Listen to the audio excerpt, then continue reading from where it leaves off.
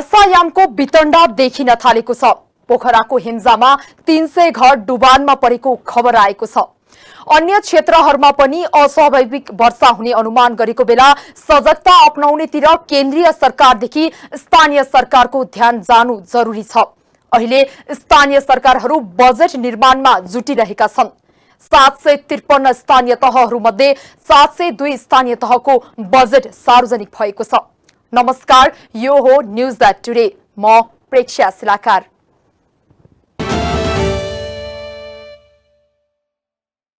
राजधानी काठमाडौँ रहेको काठमाडौँ महानगरपालिकाको बजेटमा यस वर्ष सम्पूर्ण देशवासीको विशेष चासो रहेको छ।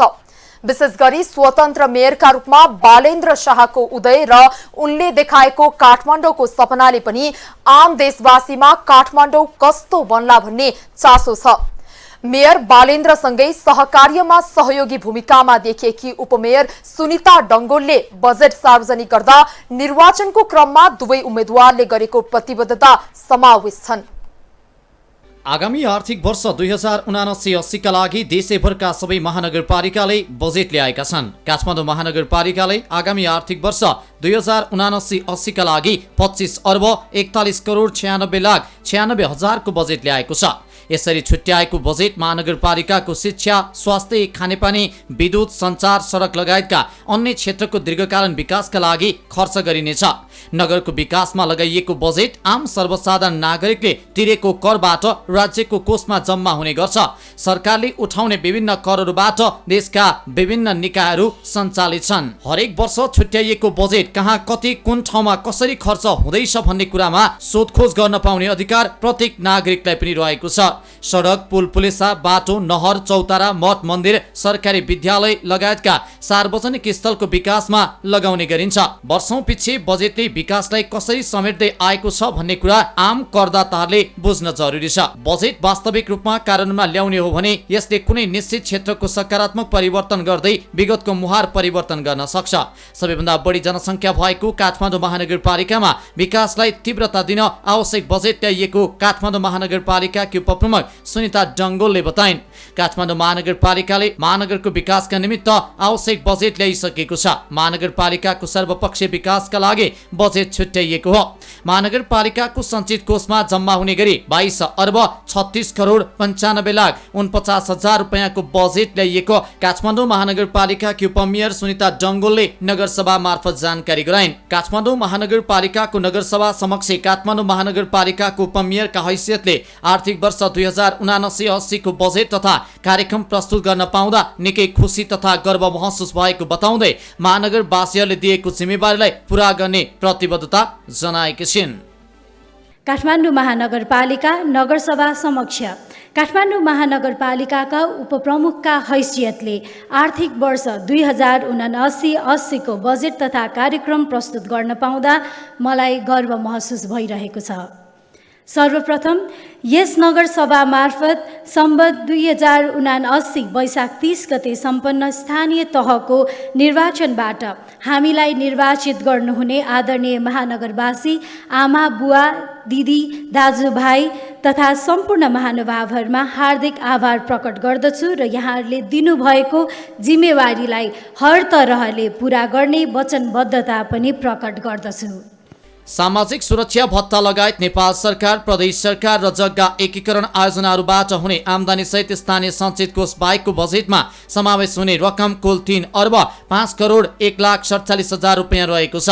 स्थानीय सञ्चित कोषबाट खर्च हुने रकम मध्ये आर्थिक विकास क्षेत्र अन्तर्गत कार्यक्रमहरूका लागि 50 करोड 21 लाख 24 हजार अर्थात् 2.24% विनियोजन गरिएको छ। समग्र प्रशासनिक विकास तथा कार्यालय सञ्चालनका निमित्त 4 अर्ब 68 करोड 98 लाख 60 हजार रकम विनियोजन गरिएको छ। उक्त रकम कुल बजेटको 20.96% हो। बजेट तर्जुमाको सिलसिलामा राजस्व परामर्श समिति र विषयगत समितिहरूका विभिन्न सङ्घ संस्थाका नागरिक समुदाय लगायतका सबैबाट प्राप्त सुझावलाई समेत दिइएको डंगोलको भनाइ छ।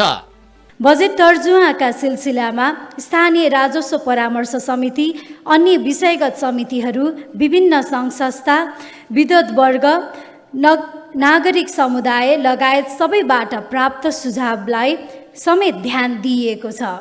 दीर्घकालीन रूपमा विकासका पूर्वाधारको विकासका लागि 11 अर्ब 8 करोड 89 लाख 3 हजार बजेट विनियोजन गरिएको छ।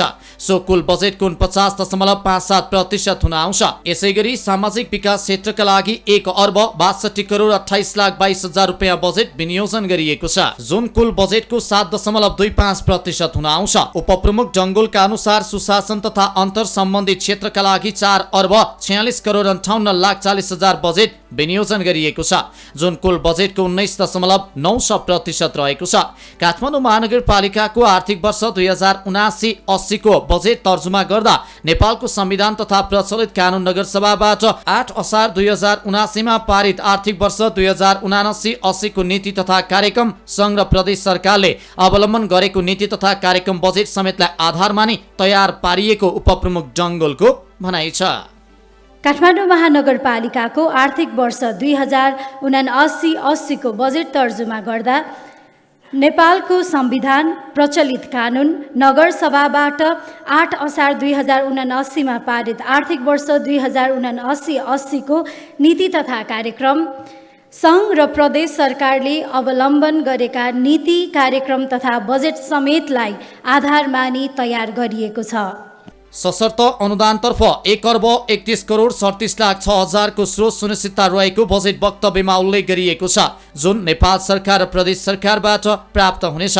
आम्दानीतर्फ काठमाडौँ महानगरपालिकाको आर्थिक वर्ष 2078-79 मा आन्तरिक स्रोतबाट 4 अर्ब 66 करोड 43 लाख 11 हजार र बाह्य स्रोतबाट 4 अर्ब 42 करोड 27 लाख गरी कुल आम्दानी 9 अर्ब 8 करोड 70 लाख 13 हजार हुने अनुमान गरिएकोमा 2079 जेठ मसान्तसम्ममा आन्तरिक स्रोतबाट 3 अर्ब 79 करोड 26 लाख 51 हजार 928 आम्दानी भएको उपप्रमुख जंगुलको भनाइ छ। 2078-79 को आम्दानी तथा खर्चको समग्र अवस्था सम्बन्धमा संक्षेपमा समीक्षा गर्ने अनुमति चाहन्छु। आम्दानीतर्फ काठमाडौँ महानगरपालिकाको आर्थिक वर्ष 2078-79 मा आन्तरिक स्रोतबाट रु 4 अर्ब 66 करोड 43 लाख 13 हजार र बाह्य स्रोतबाट रु 4 अर्ब 42 करोड 27 लाख गरी कुल आम्दानी रु 9 अर्ब 8 करोड 70 लाख 13 हजार हुने अनुमान गरिएकोमा सम्बत 2079 जेठ मसान्तसम्ममा आन्तरिक स्रोतबाट रु 3 अर्ब 69 करोड 26 लाख 51 हजार 928 आम्दानी भएको छ। काठमाडौँ महानगरपालिकाको आर्थिक वर्ष 2079-80 का लागि 22 अर्ब 36 करोड 95 लाख 49 हजार आम्दानी हुने पर्यवेक्षण गरिएको छ। नेपाल सरकार र प्रदेश सरकारबाट प्राप्त हुने सशर्त अनुदानतर्फ 1 अर्ब 31 करोड 37 लाख 6 हजार, आन्तरिक आयतर्फ 11 अर्ब 95 करोड बैंक मौजदात समेत गरी कुल 16 अर्ब 80 करोड 1 लाख रुपियाँ स्रोत थोकिएको छ। राजस्व बाँडफाँडतर्फ 3 अर्ब 41 करोड 37 लाख 73 हजार र समानिकीकरण अनुदानतर्फ 84 करोड 19 लाख 70 हजार रुपियाँ आम्दानी हुने पर्यवेक्षण गरिएको छ।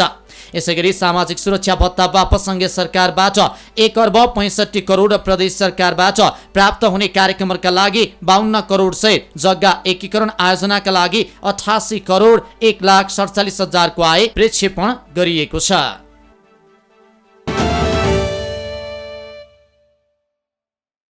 काठमाडौँ महानगरपालिका एक्लैले 25 अर्ब भन्दा बढी बजेट ल्याउँदा देशका अरू 5 महानगरपालिकाले पनि बजेट सार्वजनिक गरेका छन्। पोखरामा केही विवाद भएर बजेट सार्वजनिक गर्न ढिला भए पनि अन्य महानगरपालिका बजेट सहज रूपमा नै प्रस्तुत भयो। 6 महानगरपालिका मध्ये वीरगञ्ज र विराटनगरले मात्र यसअघिको बजेट भन्दा सानो आकारको बजेट ल्याएका छन् भने अरूको बजेट बढेको देखिन्छ। समग्रमा हेर्ने हो भने सबै महानगरपालिकाको बजेट निकै महत्त्वकांक्षी देखिन्छ। आर्थिक वर्ष 2079-80 का लागि देशका 6वटै महानगरपालिकाले बजेट ल्याएका छन्। महानगरले ल्याएको बजेटमा लोकप्रिय र जनमुखी कार्यक्रमहरू समावेश गरिएको छ। 6वटा महानगरपालिकामा मात्र 53 अर्ब 23 करोड रुपियाँ बराबरको बजेट आएको छ। यसमध्ये 5 महानगरपालिकाको कुल बजेट हाराहारी पुग्ने गरी काठमाडौँ महानगरपालिका एक्लैले जम्बो आकारको बजेट ल्याएको छ। पोखरा, विराटनगर, वीरगञ्ज, ललितपुर र भरतपुर महानगरपालिकाको बजेटको योग 27 अर्ब 81 करोड हुन आउँछ, जहाँ काठमाडौँ एक्लैको बजेट 25 अर्ब 61 करोड रुपैयाँ रहेको छ। अधिकांश महानगरपालिकाले पूर्वाधार विकासलाई केन्द्रमा राखेर बजेट ल्याएका छन्। शिक्षा र स्वास्थ्य सहित जनसहभागितामा आधारित विकासलाई महानगरहरूले महत्त्व दिएका छन्। चालु आर्थिक वर्षमा 6 वटा महानगरपालिकामा 43 अर्ब 23 करोड रुपैयाँको बजेट कार्यान्वयन गरिरहेका छन्। काठमाडौँ महानगरपालिकाले आगामी आर्थिक वर्षमा ठूलो आकारको बजेट ल्याउँदा समग्र बजेटको आकार नै बढेको छ। 25 अर्ब 61 करोडको बजेट ल्याएको काठमाडौँले चालु आर्थिक वर्षको तुलनामा 7 अर्ब रुपैयाँ बढीको बजेट ल्याएको छ। पोखरा महानगरपालिकामा दलहरू बीचको विवादका बीच अबेर गरी बजेट आयो। बजेट प्रस्तुत गर्नु अगाडि नै रातो किताब सार्वजनिक भएपछि एमालेका प्रतिनिधि आक्रोशित बनेका थिए। पोखराले समेत चालु आर्थिक वर्षको तुलनामा बढाएर बजेट ल्याएको छ। स्थानीय सरकारहरूले 10 असारभित्र आगामी आर्थिक वर्षको बजेट ल्याउनु पर्ने कानुनी प्रावधान छ। यस दिनसम्म ल्याउन नसक्ने पालिकाले समेत असार मसान्तसम्म बजेट ल्याई पास समेत गरिसक्नुपर्छ। बजेट 1 साउनबाट कार्यान्वयनमा जान्छ। ललितपुरमा वैकल्पिक ल्यान्डफिल साइट चालु आर्थिक वर्षमा 5 अर्ब 55 करोड रुपैयाँको बजेट कार्यान्वयन गरिरहेको ललितपुर महानगरपालिकाले आगामी आर्थिक वर्षका लागि केही बढाएर बजेट ल्याएको छ। यस आर्थिक वर्षमा ललितपुरले 6 अर्ब 35 करोड रुपैयाँको बजेट ल्याएको हो। ललितपुरले यस आर्थिक वर्षमा जनसहभागितालाई जोड दिएको छ। महानगरपालिकाले विश्व सम्पदा सूचीमा परेका बाहेक अन्य सबै योजनामा लागत जनसहभागिता 10% अनिवार्य गरिएको हो। ललितपुरले महानगरपालिकाबाट कालोपत्रे भएको सडक कम्तीमा 2 वर्षसम्म खन्न स्वीकृत नदिने भएको छ। कल सेन्टर सञ्चालनमा ल्याउने घोषणा गरेको सरकारले सत्यमोहन जोशी एकाडेमी स्थापनाको घोषणा समेत गरेको छ। फोहोर मैलाको दीर्घकालीन व्यवस्थापनका लागि महानगरपालिकाले वैकल्पिक ल्यान्डफिल साइटको अध्ययन गर्ने भएको छ। भरतपुरको प्राथमिकता शहरी पूर्वाधार। भरतपुर महानगरपालिकाले आगामी आर्थिक वर्षका लागि 5 अर्ब 74 करोड रुपैयाँको बजेट ल्याएको छ। यो बजेट चालु आर्थिक वर्षको बजेट 4 अर्ब 81 करोड भन्दा केही बढी हो। यो वर्ष भरतपुरले विगतमा सुरु भएका तर सम्पन्न हुन नसकेका अधुरा योजनामा प्राथमिकताका साथ बजेट राखेको छ। यस्तो काम ओडा तहबाट गराइने भएको छ, जसका लागि प्रति ओडा 2 करोड 72 लाख रुपैयाँ खर्च गरिने भएको छ।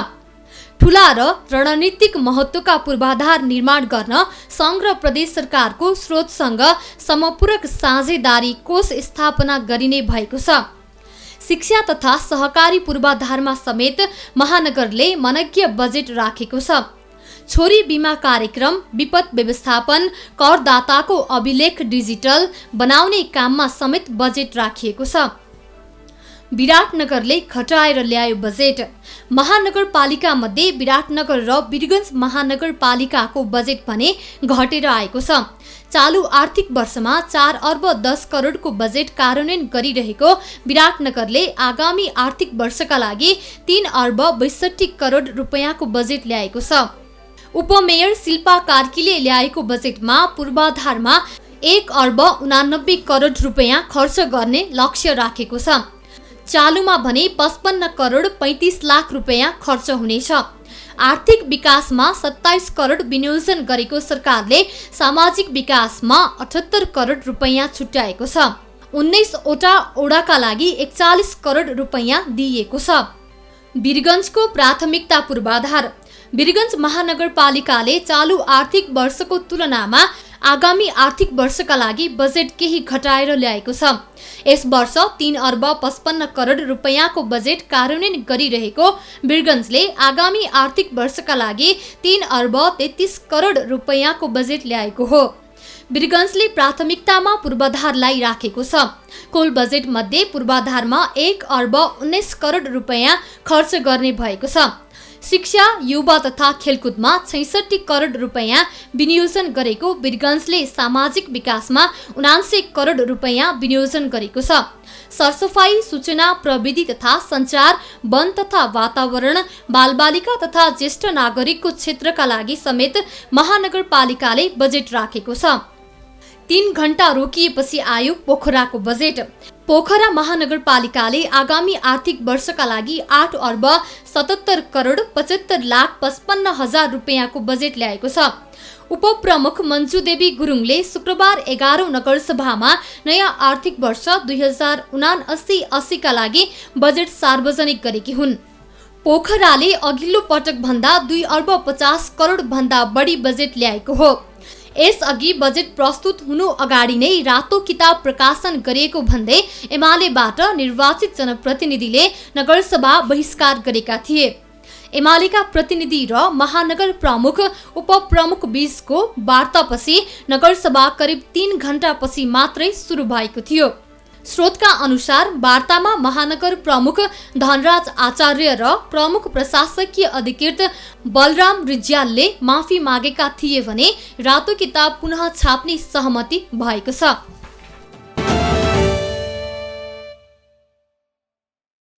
हरेक महानगरपालिकामा सबैभन्दा चासोको विषय भनेको फोहोर व्यवस्थापनको विषय हो। काठमाडौँ उपत्यकामा रहेका सबै नगरपालिका र महानगरपालिकाको फोहोर अहिले सिस्टोल बन्चरे डाँडामा नै विसर्जन हुँदै आएको छ। यसपटक ललितपुर नगरपालिकाले आफ्नै डम्पिङ साइट खोजी गर्ने भन्दै बजेट छुट्याएको छ। तर यो विगतकै निरन्तरता हो। विगतमा पनि खोजी गर्ने भनिएको डम्पिङ साइट हालसम्म भेटिएको छैन। यता फोहोर व्यवस्थापनको मुख्य चुनौती फोहोर व्यवस्थापनसँग जोडिएको आर्थिक कारोबार र राजनीति पनि बनेको छ। उचित योजना र कार्यान्वयनको पाटो फितलो हुँदा काठमाडौँ उपत्यकाका लागि आज पनि फोहोर ठूलो समस्याको रूपमा रहेको छ। काठमाडौँ उपत्यकामा फोहोर व्यवस्थापनका लागि विदेशी कम्पनीहरू काम गरिरहेको भए पनि उनीहरू कोही सम्झौता अनुसार त कोही ऐन अनुसार चलेका छन्। ती संस्थाहरूलाई जिम्मेवार बनाउने निकाय नहुँदा समस्या झन बल्झिएको छ। गैर सरकारी संस्था समेत यो काममा संलग्न छन्। महानगरपालिकाको वातावरण विभाग महाशाखाकी निमित्त प्रमुख सरिता राईका अनुसार यस्ता संस्था र कम्पनीले काठमाडौँ र ललितपुर महानगरपालिका सहित अन्य नगरपालिकासँग फोहोर उठाउने बारे कुनै सम्झौता गरेका छैनन्। उनीहरू कोही संघ संस्था दर्ता ऐन अनुसार चलेका छन् भने कोही कम्पनी ऐन अनुसार। तर यी संस्थालाई ग्राहक प्रति जिम्मेवार बनाउने निकाय छैन। केही संस्था र कम्पनीले कतिपय नगरपालिकासँग फोहोर उठाउन समझदारीसम्म गरेका छन्। तर उनीहरूको नियमन र व्यवस्थापनमा ती नगरपालिकाका कोही पनि जिम्मेवार बनेका छैनन्। उनीहरूले आफू खुसी शुल्क उठाउने गरेका छन्। फोहोरको परिमाण अनुसार शुल्क तय गर्ने गरेका यस्ता कम्पनीले कति परिमाणमा कति घरधुरीबाट फोहोर उठाएर कति आम्दानी गर्छन् भन्ने तथ्याङ्क कुनै निकायसँग छैन। काठमाडौँ महानगरपालिकामा नै यस्ता संस्था र कम्पनी कति छन् भन्ने यकिन छैन। काठमाडौँ महानगरपालिकाभित्र सक्रिय 32 संस्थाबारे महानगरपालिकालाई जानकारीसम्म छैन। तर यी बाहेक पनि अरू संस्था र समूहले आफू खुसी सशुल्क फोहोर उठाइरहेका छन्। फोहोरको आर्थिक पक्ष। फोहोरबाट मोहर भन्ने युक्ति नेपालमा लामो समयदेखि प्रचलनमा छ। तर फोहोरबाट मोहर बनाउने बाटो तय गर्न राजधानी सहर नै असफल छ। बरु फोहोरमाथि राजनीतिको नयाँ युक्तिले ठाउँ पाइसकेको छ।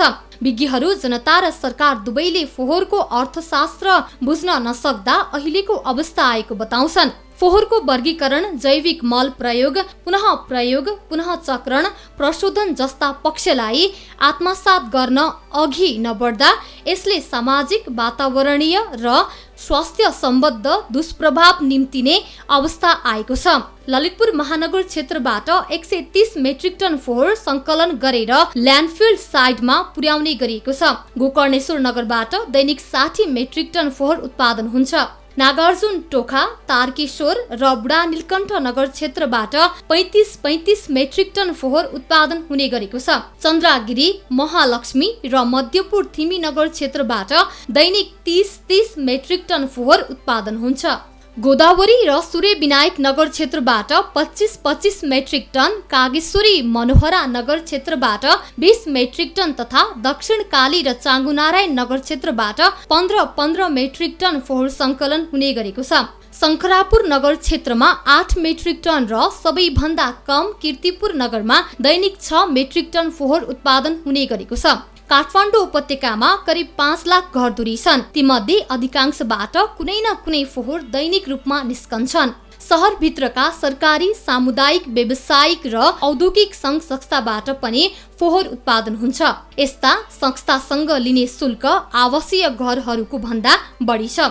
यी मध्ये अधिकांश घर परिवारले फोहोर बापतको शुल्क तिर्छन्। औसत 350 रुपैयाँ मासिक असुल्दा पनि करिब 17.5 करोड रुपैयाँ फोहोर सङ्कलन गरे बापत यस्ता सङ्घ संस्था र कम्पनीहरूले उठाउने गरेको दाबी महानगरका अधिकारीहरूको छ। यसरी फोहोर सङ्कलन गरे बापतको शुल्क रकम मात्रै वार्षिक 2 अर्ब रुपैयाँ भन्दा बढी हुने उनीहरूको तर्क छ। विदेशी कम्पनीको चासो। काठमाडौँ उपत्यकाको फोहोरबाट राम्रो आम्दानीको सम्भावना देखिएका कारण नै यसको व्यवस्थापनमा लगानी र प्रविधि सहित आउन विदेशी कम्पनी पनि आकर्षित छन्। उपत्यकाको फोहोर व्यवस्थापनलाई वैज्ञानिक, व्यवस्थित, प्रतिफलमुखी र वातावरण मैत्री बनाउने भन्दै विदेशी लगानी ल्याउन प्रक्रिया अघि बढाइएकै 11 वर्ष बित्यो। तर सरकारी उदासीनताका कारण यो योजनाले अहिलेसम्म मूर्त रूप पाएको छैन। फोहोर व्यवस्थापनको जिम्मा लिन तयार भएको कम्पनीसँग काठमाडौँ महानगरले प्रारम्भिक परियोजना विकास सम्झौता त गरिसकेको छ, तर पूर्ण रूपको परियोजना विकास सम्झौता PDA रोकिएर बसेको छ। फोहोर व्यवस्थापनमा प्रविधि सहितको निजी क्षेत्र आएमा अहिले जस्तो अस्तव्यस्त तरिकाले टिप्पर र खुला सवारी साधनमा फोहोर उठाउने र ढुवानी गर्ने काम बन्द हुन्छ र कम्प्रेसन ट्रकहरूमा फोहोर उठ्नेछ। काठमाडौँ महानगरपालिकाले यस्तो कम्पनी आएपछि फोहोर व्यवस्थापनमा काम गर्ने कर्मचारी बारे अन्यल टुङ्गाइसकेको छ। परियोजना लागू भएपछि बिदा हुन चाहने कर्मचारीलाई सुविधा दिएर बिदा गर्ने र काम गरिरहन चाहनेलाई निजी कम्पनीसँग नै जोड्ने कार्ययोजना बनेको थियो। महानगरमा करिब 700 कर्मचारी अहिले फोहोर व्यवस्थापनको काम गर्छन्। विदेशी प्रविधि लिएर आउने कम्पनीलाई परियोजना दिएपछि कम्पनीले दरखास्त आह्वान गर्ने र महानगरको जागिर छाडेर जानेलाई महानगरले सहजै विदाई गर्ने योजना बनिसकेको छ। त्यसरी निजी कम्पनीले आवेदन खुलाउँदा करिब 200 सफाई कर्मचारीले महानगरको जागिर छाड्ने अनुमान छ। बाँकी कर्मचारीलाई महानगरले भित्री शहरको सफाई, रुख बिरुवाको संरक्षण, पार्कहरूको हेरचाहमा खटाउने योजना तयार गरेको छ। वर्षमा 50-60 जनाले अवकाश पाउँदै जाँदा 10 वर्षभित्र सबै कर्मचारी अवकाशमा जाने अनुमान गरिएको छ। महानगरसँग रहेका 80 भन्दा बढी सफाईमा प्रयोग हुने सवारी साधन निजी कम्पनीलाई नै भाडामा दिने योजना पनि छ। प्रारम्भिक सम्झौता अनुसार PDA भएको 1 वर्षभित्र निजी कम्पनीले फोहोर उठाउन सक्ने भने फोहोरबाट लाभ लिने गरी पूर्वाधार बनाउन अरु 2 वर्ष लाग्ने अनुमान छ। PDA भएको 3 वर्ष महानगरले फोहोरबाट आम्दानी गर्न थाल्नेछ।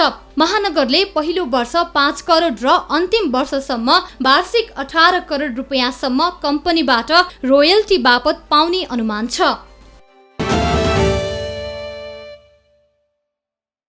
काठमाडौँले लोकल नेवारी रक्सी वासालाई ब्रान्डिङ गर्ने, टोखा नगरपालिकाले चाकुलाई ब्रान्डिङ गर्ने जस्ता व्यावसायिक र संस्कृतिसँग जोडिएका एजेन्डा पनि ल्याएका छन् र यसपटक बजेटमा ती योजनाहरूका लागि रकम पनि छुट्याएको छ। त्यसैगरी महानगरपालिका तथा अन्य स्थानीय तहहरूले पनि जनताको सरकारसँग सम्बन्धित अन्य कार्यक्रमहरू ल्याएका छन्। यस्ता र अन्य विकासका कार्यक्रमहरू पनि सफल हुने यसपटक आशा छ। विगतमा स्थानीय निकायले काम गर्न नसकेको भनिएका आलोचनाहरू विगतको अनुभवको आधारमा यसपटक स्थानीय निकायहरूले चिर्न सक्लान् भन्ने आशा छ। हस्त आजलाई न्यूज एट टुडे यति नै। हामी सबैलाई बिदा दिनुहोस्। नमस्कार।